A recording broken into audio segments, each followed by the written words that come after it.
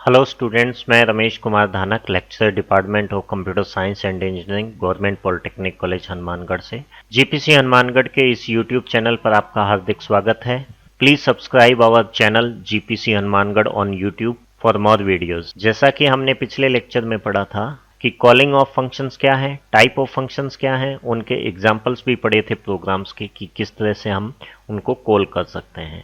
आज हम पढ़ेंगे बहुत ही इंपॉर्टेंट टॉपिक जिसे हम कहते हैं call by value and call by reference. इसको डिस्कस करने से पहले हम एक प्रॉब्लम को देख लेते हैं कि हम क्या इस प्रोग्राम और इस लेक्चर से सीखेंगे। I want to exchange the values of two variables. मैं दो वेरिएबल्स में वैल्यूज हैं, जैसा कि यहाँ देख रहे हैं कि बिफोर में a में 20 है। a की जो मेमोरी है वो है 2000। a एक वेरिएबल डिक्लेयर किया मैंने, उसमें वैल्यू डाल दी है 20 और 20 वेरिएबल जहां पे भी सेव हो रहा है वहां एक मेमोरी एड्रेस होगा और हम मान लेते हैं मेमोरी एड्रेस है 2000। तो यहाँ पे तीन चीजें हैं एक वेरिएबल से एसोसिएटेड, वेरिएबल नेम, उसकी वैल्यू और उसका एड्रेस। एड्रेस को हम रेफरेंस भी कहते हैं। इसी तरह से एक बी वेरिएबल है जिसमें 50 वैल्यू है, 9000 उसका मेमोरी लोकेशन है। अब हमारा जो एम है वो ये है कि we want to exchange the data. A की वैल्यू है वो बी में कॉल हो जाए और बी की वैल्यू है वो ए में कॉल हो जाए या कॉपी हो जाए, तो दोनों एक दूसरे के एक्सचेंज हो जाए वैल्यूज ए और बी की, यानी ए में 50 आ जाए और बी में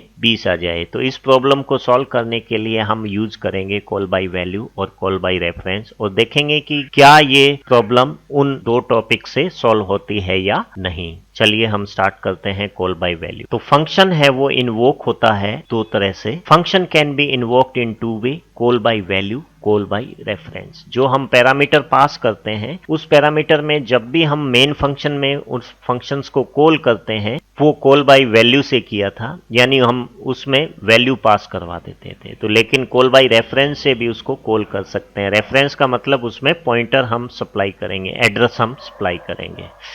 इन कॉल बाय वैल्यू यानी जब भी आप वैल्यूज को पास करते हैं, फॉर्मल पैरामीटर में वो वैल्यूज कॉपी होती है, तो कॉपी होते ही प्रोग्राम अपनी मेमोरी को अलग से एक स्टैक क्रिएट कर लेता है और उसमें उन दोनों वैल्यूज का ऑपरेशन करता है। तो इससे क्या होगा कि ओरिजिनल वेरिएबल की लोकेशन मेन फंक्शन में अलग है, कॉलिंग फंक्शन है, कॉल्ड फंक्शन है, यानी जिस फंक्शन को हम कॉल कर रहे हैं उनके लिए जो मेमोरी स्पेस है वो अलग क्रिएटेड की हुई है। तो हमने दूसरे फंक्शन से वैल्यू को स्वैप करवाना चाह रहे हैं, वो वैल्यू स्वैप होगी उस फंक्शन के लोकल स्कोप में, यानी जो दूसरी जो वेरिएबल्स की एड्रेसेस हमने सेव की है उसमें तो चेंज हो जाएगा, लेकिन वो मेन फंक्शंस की मेमोरी में चेंज नहीं हो पाता है। तो यही कॉल बाय वैल्यू का प्रॉपर्टी है कि कॉल बाय वैल्यू से जब भी हम कॉल करते हैं फंक्शन को, तो फंक्शन के लोकल वेरिएबल्स यानी फॉर्मल पैरामीटर में तो चेंजेस हो जाते हैं, लेकिन मेन के एक्चुअल पैरामीटर में चेंजेस नहीं होते हैं। तो ये कुछ प्रॉपर्टी है कि copy of argument pass to the function, यानी जो आर्ग्यूमेंट की यानी वैल्यूज है वो कॉपी हम पास करते हैं। Original value is not modified, यानी मेन फंक्शन में जो ओरिजिनल पैरामीटर्स हैं वो कभी भी चेंज नहीं होंगे। ये फंक्शन हम तब यूज करते हैं जब हम मेन में कोई चेंजेस नहीं चाह रहे हैं, लेकिन हम देखना चाह रहे हैं कि चेंज होने के बाद में कैसा दिखेगा। इस फंक्शन का एडवांटेज ये भी है कि वो एक्सीडेंटल चेंजेस को अवॉइड करता है। तो ये कॉल बाय वैल्यू है। इसका प्रोग्राम भी हम अभी देखेंगे कि किस तरह से ये वर्क करेगा। अब हम डिस्कस कर लेते हैं call by reference. Call by reference में क्या है कि जो हमने पैरामीटर पास किए हैं वो पैरामीटर मेमोरी लोकेशन के एड्रेस होंगे, यानी एक्चुअल पैरामीटर कॉपी ना होकर के एक्चुअल पैरामीटर की एड्रेसेस के कॉपी करेंगे, किसमें, फॉर्मल पैरामीटर में। सिंपल सी बात है कि हम कॉल बाय वैल्यू में उस वैल्यू को ही फॉर्मल पैरामीटर में कॉपी कर रहे थे। कॉल बाय रेफरेंस में उन वैल्यूज को कॉपी ना कर करके वो वैल्यू जहां स्टोर हो रही है मेमोरी एड्रेस में, वो एड्रेस हम फॉर्मल पैरामीटर में कॉपी कर रहे हैं। इट मींस ये है कि this address is used to access the memory location of actual parameter in called function. Called function में जो जिस फंक्शन को हम कॉल कर रहे हैं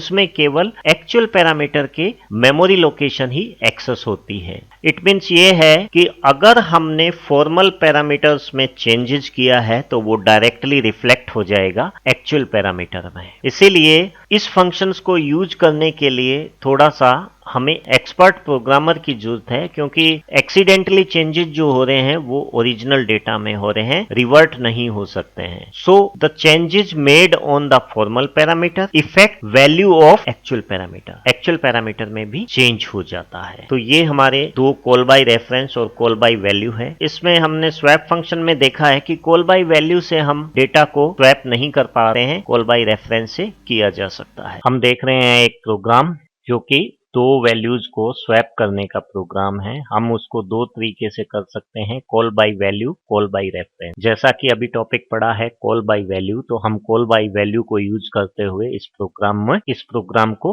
रन करके देखते हैं। मैंने एक फंक्शन डिक्लेयर किया, यानी फंक्शन का प्रोटोटाइप डिफाइन किया। इससे पहले मैं हैश इंक्लूड ये मैं लगा चुका हूं।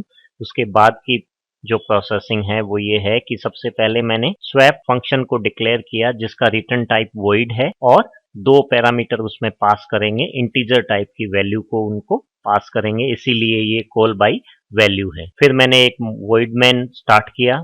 उसके बाद दो वेरिएबल लिए मैंने, ए और बी। ए में डाल दिया 20 और बी में डाल दिया 50। अब हमारा जो ऑब्जेक्ट है वो ये है कि ए में तो आ जाए 50 और बी में आ जाए 20। कॉल बाय वैल्यू से ये पॉसिबल है या नहीं, ये हम डिस्कस करेंगे प्रोग्राम एग्जीक्यूट होने के बाद में। तो सबसे पहले मैंने प्रिंट करवाया कि बिफोर स्वैप हमारी वैल्यूज है, ए में 20 है और बी में 50 है। यहाँ पे 11 नंबर लाइन पे आप देख रहे हैं मैंने एक swap A comma B, A B हमारे एक्चुअल पैरामीटर हैं और इनको पास कर दिया मैंने स्वैप फंक्शन में। तो ये सीधा 16 नंबर लाइन पे आ जाएगा और ए को कॉपी कर देगा एक्स में और बी को कॉपी कर देगा वाई में। उसके बाद में ये लॉजिक है वो इन दोनों को स्वैप करेगा। स्वैप करने के बाद में जब हम प्रिंट करवाएंगे ए और बी तो वो क्या आउटपुट आएगा वो हम देखते हैं। तो चलिए स्टार्ट करते हैं। हम 3 नंबर लाइन वॉइड मैन से एग्जीक्यूशन स्टार्ट होगा हमारा। नेक्स्ट करेंगे,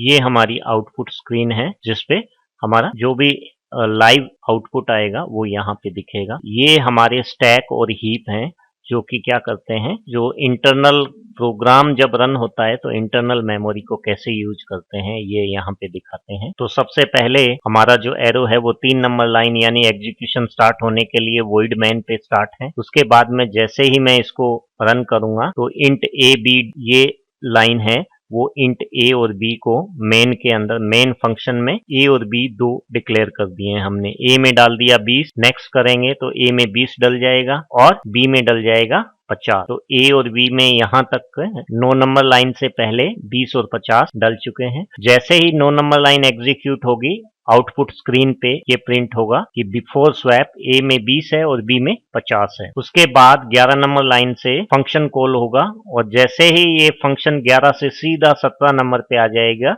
और यहाँ पे स्वैप फंक्शन में देखिएगा दो वेरिएबल डिक्लेयर किए हैं एक्स और वाई, और एक तीसरा वेरिएबल टेम्प है जो कि उसकी मेमोरी टेम्प यहाँ पे हम डिक्लेयर कर रहे हैं। तो ये 3 वेरिएबल स्वैप फंक्शंस के हैं। अब जैसे ही हमारा कर्सर टेम्प एक्स पे आएगा तो हमने एक्स और वाई में पास कर दिया था ए बी, इसीलिए यहाँ पे एक्स वाई की वैल्यू 20 और 50 आ गई, जैसा कि ए और बी की वैल्यू है 20 और 50। उसके बाद टेम्प में इस स्टेटमेंट से टेम्प में एक्स की वैल्यू डाल देगा जो कि 20 है, इसीलिए यहाँ पे टेम्प में 20 आ गया। 20 नंबर स्टेटमेंट है वो क्या करेगा, एक्स में 50 कर देगा, एक्स में वाई की वैल्यू डाल देगा, y की वैल्यू 50 है इसीलिए 20 को इसने 50 कर दिया और y में 20 कर दिया जो कि टेम्प में पड़ा हुआ है। उसके बाद सीधा ये 13 नंबर लाइन पे आएगा। 13 नंबर लाइन को एग्जीक्यूट करेगा। हमारे पास जो एक्स वाई की वैल्यूज थी वो स्वैप हो चुकी थी। अब 13 नंबर लाइन पे जो भी प्रिंट करेगा आफ्टर स्वैप ए में अभी 20 है, बी में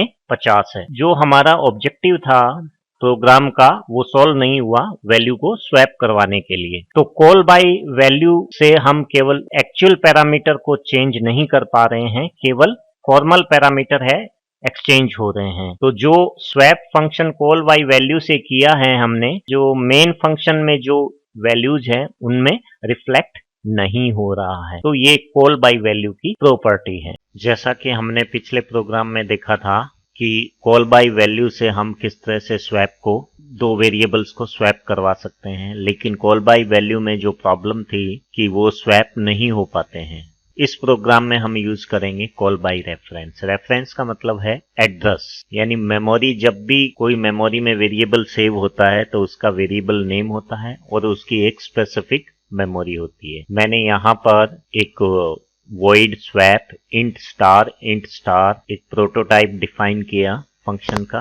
स्टार का मतलब पॉइंटर वेरिएबल है जिसमें एड्रेस पास किया जा सकता है वैल्यूज की जगह। void मैन लगाया, दो वेरिएबल a और b मैंने डिक्लेयर किए, तो a और b के जो इनपुट्स हैं वो यहाँ पर आएंगे। ये एक हमारा मेन फंक्शन है। तो जैसे a में डाल दिया मैंने 20, b में डाला मैंने 50, फिर मैंने एक प्रिंट करवाया मैसेज कि बिफोर स्वैप एक में 20 है और b में 50 है। ये जो मैसेज है ये आउटपुट स्क्रीन जो ये दिख रही है यहाँ पे प्रिंट होगा। उसके बाद 11 नंबर लाइन पे स्वैप फंक्शन को कॉल कर रहा हूं मैं। स्वैप फंक्शन में मैंने address of b, address of a पास किया है।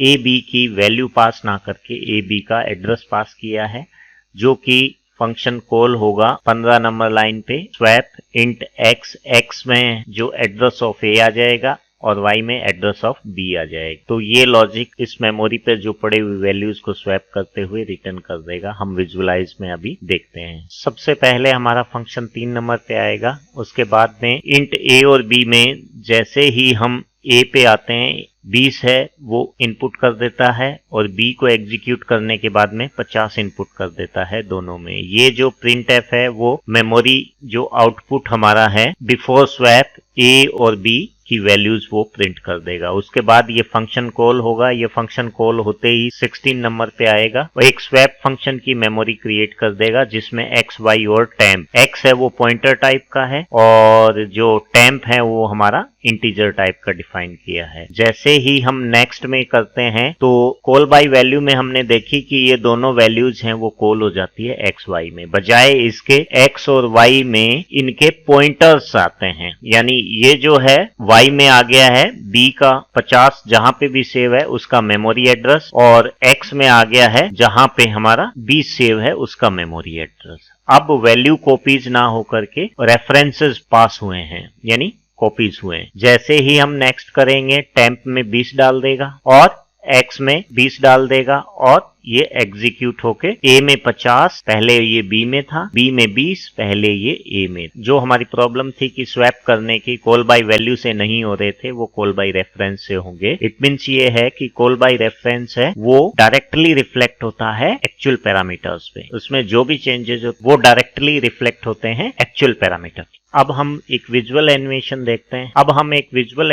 देखते हैं जिसमें हमें ये पता लगेगा कि किस तरह से कॉल बाय रेफरेंस काम करता है, कॉल बाय वैल्यू काम करता है। ये कॉल बाय वैल्यू का पार्ट है, ये कॉल बाय रेफरेंस का पार्ट है।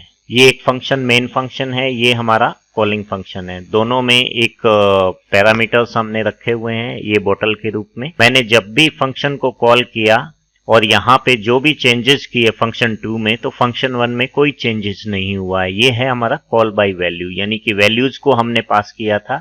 यहाँ पे हमने बोतल एक ही रखा लेकिन उनका रेफरेंस है वो फंक्शन 2 में पास किया, तो फंक्शन 2 में जैसे ही चेंज होगा मेन फंक्शन में चेंज हो जाएगा। तो ये कॉल बाय रेफरेंस को इंडिकेट करता है। अब हम देखते हैं कि differences of call by value and call by reference. ये कॉलम है कॉल बाय वैल्यू का, ये कॉलम है call by reference. Call by value क्या है? This is usually method to call a function which is only the value of variable is passed as an argument. यानी ये एक method है जो कि केवल वैल्यू को पास करते हुए फंक्शन को कॉल करेंगे। कॉल बाय रेफरेंस में हम वेरिएबल की वैल्यूज को पास ना करके वैल्यूज के एड्रेस को पास करेंगे एज एन ए आर्ग्यूमेंट, जैसा कि हम पहले डिस्कस कर चुके हैं। Any alteration in the value of argument, any alteration in value of argument passed in local to the function is not accepted in calling function, यानी मेन फंक्शन में वो चेंजेस रिफ्लेक्ट नहीं होंगे। कॉल बाय रेफरेंस में अगर हमने calling function में कोई चेंजेस हो रहे हैं तो वो मेन फंक्शन में यानी एक्चुअल पैरामीटर में भी चेंज हो जाएंगे। तीसरा डिफरेंस है कि memory location occupied by formal और एक्चुअल पैरामीटर इज डिफरेंट, यानी फॉर्मल पैरामीटर के लिए मेमोरी अलग होती है और एक्चुअल पैरामीटर के लिए मेमोरी अलग होती है। यानी फॉर्मल पैरामीटर में तो चेंजेस हो रहे हैं तो एक्चुअल में नहीं होंगे। वो कॉल बाय रेफरेंस में दोनों की मेमोरी, एक्चुअल और फॉर्मल आर्ग्यूमेंट्स की मेमोरी सेम होती है, इसलिए एक में चेंज होगा तो दूसरे में ऑटोमेटिकली चेंज हो जाएगा। Since a new location is created, method is slow. इसमें हम दो बार हम मेमोरी को क्रिएट कर रहे हैं, एक मेन के पैरामीटर्स के लिए, दूसरा फॉर्मल पैरामीटर्स के लिए। मेमोरी स्पेस ज्यादा लेगा और हमारा प्रोग्राम स्लो रहेगा। चूंकि कॉल बाय रेफरेंस है वो फास्ट इसलिए रहेगा क्योंकि एक ही मेमोरी एड्रेस है वो शेयर हो रहा है फॉर्मल पैरामीटर और एक्चुअल पैरामीटर के बीच में। देयर इज नो पॉसिबिलिटी, इसमें डेटा के, जैसे इसमें कहा था कि एक्चुअल डेटा में चेंज नहीं होता है, तो एक्चुअल डेटा में एरर आने का कोई चांस नहीं है। अगर फॉर्मल डेटा में एरर आ जाता है तो actual data as it is पड़ा रहता है, उसको हम यूज कर सकते हैं। लेकिन कॉल बाय रेफरेंस में है एक ही डेटा को हम एक्सेस कर रहे हैं, अगर रॉन्गली मैनिपुलेट हो गए डेटा, करेक्ट करने के लिए कोई चांस नहीं बनता है। इसीलिए कॉल बाय रेफरेंस यूज करने के लिए एक good skill of programming is required, यानी बहुत अच्छी प्रोग्रामिंग आपको आनी चाहिए। तो ये डिफरेंसेस थे call by reference, call by values में। अगली क्लास में हम पढ़ेंगे कि स्कोप ऑफ वेरिएबल क्या होता है और उसके examples. Thank you for watching this video.